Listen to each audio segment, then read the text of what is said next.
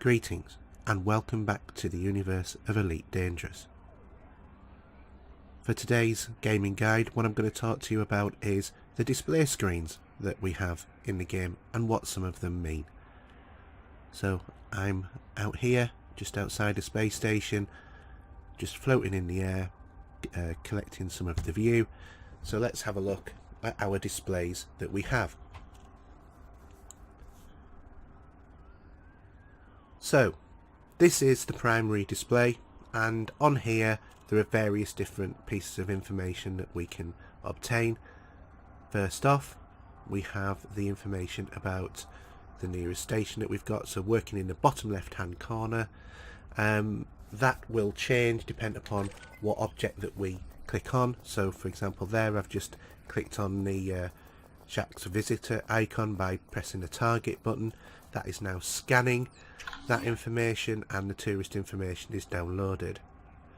I can move my ship up and you'll be able to see the very faint green triangle over the station. Focus on that and it changes, and it also changes the target object that is in the window next to it as well, the green shape there. So any other ships that are flying around in the area, we can also target those as they get launched from the system as well, or from the space station. Here's one flying away. And there was one. So there, system authority vessel, and it tells us about that particular ship as well, and it maintains a lock on there. In the middle of the screen, directly below my username, we have the scanner. Any lines that are pointing upwards into a square or a triangle, they represent things that are above you. Anywhere where the line goes down onto a triangle or a square represent the objectives below you. Immediately to the left of that there is the temperature reading for the cabin. If you are fuel scooping, that will shoot up quite rapidly, and also to the right there is the speed. So as we accelerate forward, that starts to increase.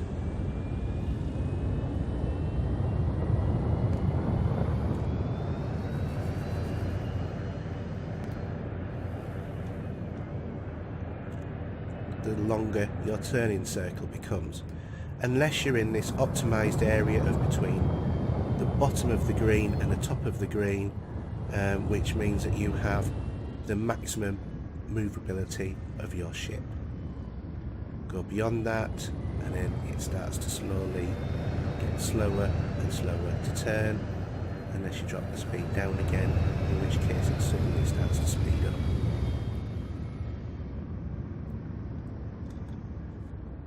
Immediately to the right of that again you have your ship. At the moment this ship has no shields. Normally the purple ring that you can see there would normally be covered by 3 coloured rings. That would represent the fact that the shields were up, and immediately below there we have the hull integrity of the ship as well.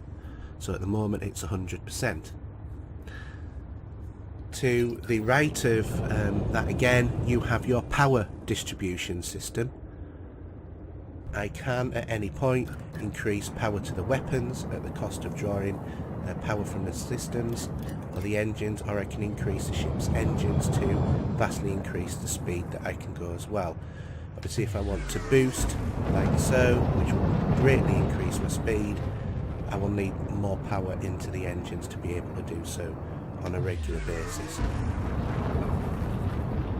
Further to the right we then have our mass lock, our landing gear and our cargo scoop indicators, and the level of fuel that we currently have indicated there if we select a particular system to go to. So let's have a look. If we chose a nearby solar system like this one, lock destination, maybe a little bit too close, let's have another look. Let's go for one that's further out.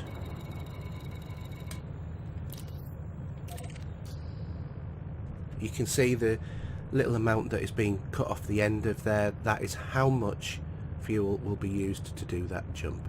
So once I go into hyperspace, that will start to disappear. So left systems then. On here we have various different ones: navigation, transactions, we have our contracts, we have sub-targets, and we have inventory as well.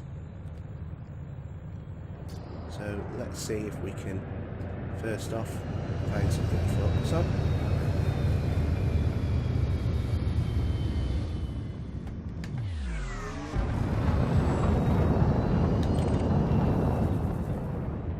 Wake.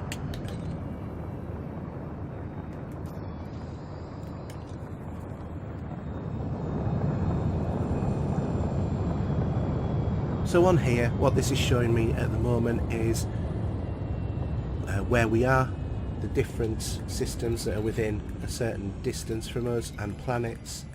It's also saying which ones are explored or unexplored. And it's also telling me what my destination point of being plotting is, and also the route is the access the galaxy map to replot my route however I want. From here I can access the galaxy map, which is highlighted. I can also access the system map, and I can also look at this, the galaxy powers. Here it gives you the latest information about what's going on in the universe, who you want to follow, etc., which you can do.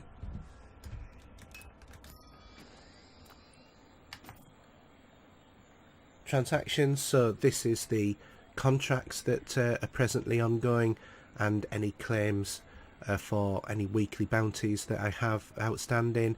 Also, if I've accepted any missions, these would appear in here as well. Contacts, this lists all of the different contacts that are near you on the radar. So at the moment there's only the two. If I click on one of them, I can unlock the target, request docking because it's a spaceport, or I can go back. Here, let's have a look. Can only really select or unselect the visitor beacon, and the same with the wake there, but I could lock on that if I had a wake scanner to find out where that ship had gone to.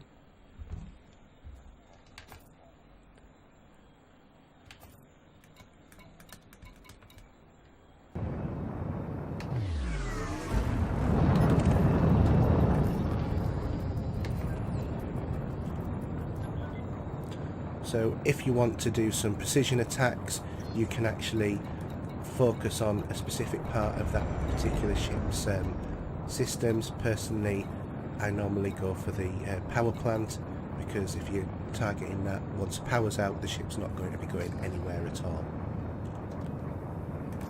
Finally, on this side you have the inventory, but I don't have a cargo scanner installed on my ship, so there's no details in there for me to be able to scan. On the other side of the screen, this is where you've got some more information. So this currently one, the status option, tells you lots of details about your commander, who you've pledged allegiance to, your combat rating, your trade, etc, etc. As you can see there's lots of information there. Look at the finances, the details about the time since the last update, etc. Any permits that you have. Interesting information.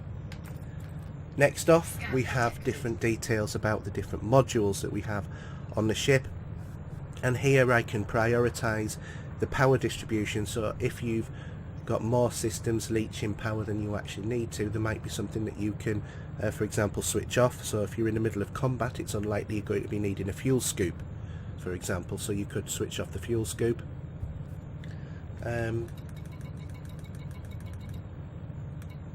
Or at least change its priority. So the frame shift drive, probably quite high priority, but that would be a level 3 priority if you're in a situation where you might be being attacked for a limpet because you don't need them. not unless you're mining anyway. Fire groups. Your fire groups are there so that you can fire individual weapons in whatever combination that you require. So for example here I've got 2 mining lasers installed on this ship, but I only use one at a time, or very rarely do I use 2 because the power drains too much on my systems at the moment. But I also want to be able to fire limpets differently and scan systems without weapons going off or firing off limpets. So here I can control what my fire groups are. For your inventory, here it lists all of the products that you've got inside, or commodities you've got on your ship. So here at the moment I've only got 1 limpet and the galactic average value for that cargo. But on this ship I've also got a refinery. So if I look at here, I've got quite a lot of different types of things ready to be processed. I just need to find more of them. But what I can actually do is, if I want more space in terms of the bins that are in the refinery, I can vent them into space, and then that opens up an empty hopper so that I can bring in more materials. You also have the materials that you catch across various different systems and doing various different things anyway. That's all listed here. Data, so again, any data that you collect is identified. You can do synthesis, various different things if you've got the right materials in place. At the moment I could potentially do that, but I've got no modules. And then cabins, I don't have any cabins installed on this ship, so that's not going to be available to me as an option. Finally, functions. Now this is a really important screen when you're actually doing mining, because it's one of the ways that you can actually get to open up your fuel scoop. When you're prospecting for mining, you need to open up the fuel scoop so that the limpets that you've got can collect and drop off whatever it is that they've picked up into your ship, so it can be refined through your ship's refinery. And here is where you would either lower them or retract them. Lowering and retracting landing gear and limpets does have an effect on things like your speed of your ship. The amount of times when I've been starting to be attacked because I've been looking at an asteroid, mining it, and tried to outrun them, only to realise that I hadn't retracted my cargo scoop, and hence the ship could very quickly outrun me.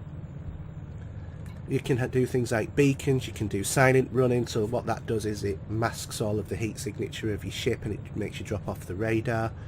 You can put external lights on, quite useful for when you're actually doing mining, so that you can see what you're doing and how far away things are. All sorts of things that you can do on here. You can have pre-flight checks on if you want. You can have crimes reported to you. You can change the brightness of the user interface, make it very bright or very dull. You can display the clock, gun sights, etc.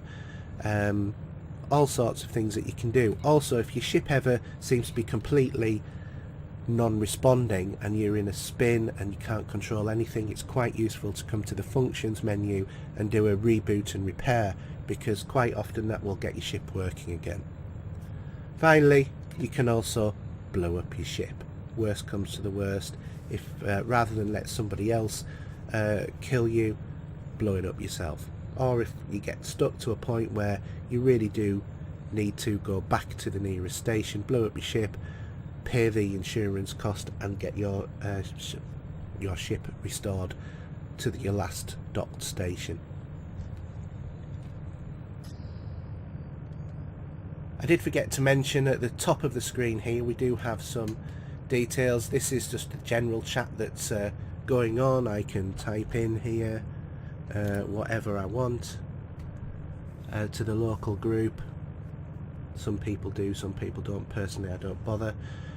You can also have a look on here to see any friends who are online, any messages that you might have, or any communications through the game as well. So for example, Jacques Visitor Beacon, and a little bit of data about that there. And then you can also have these options as well, which you can do. The info panel on the right hand side, if I start to boost and I boost too much, for example, what it will do is it will tell me that there is insufficient energy, etc. It tells you lots of information that's quite useful, such as when you can't use the frame shift drive, you know, it'll tell you that it's on a cooldown period, and there'll be an indicator at the bottom of the screen to show you how much further time that has before it's completely cooled down. And that's really the screens on Elite Dangerous. The other thing that I did forget to mention is if you look at where my username is and the @ symbol, overlapping there is actually a compass. So when you actually target something,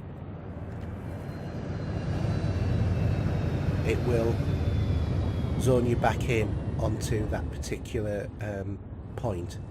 Also, it's useful to bear in mind that what it will also do is when you come into dock at your station, is it will be a pointer to your landing bay.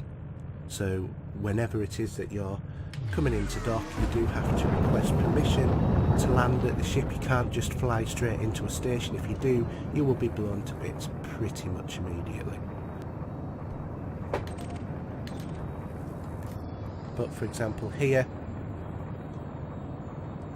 where I go to Jack Station, I would request docking, and at the moment they'll be refused because I'm not within 6.5 kilometres away,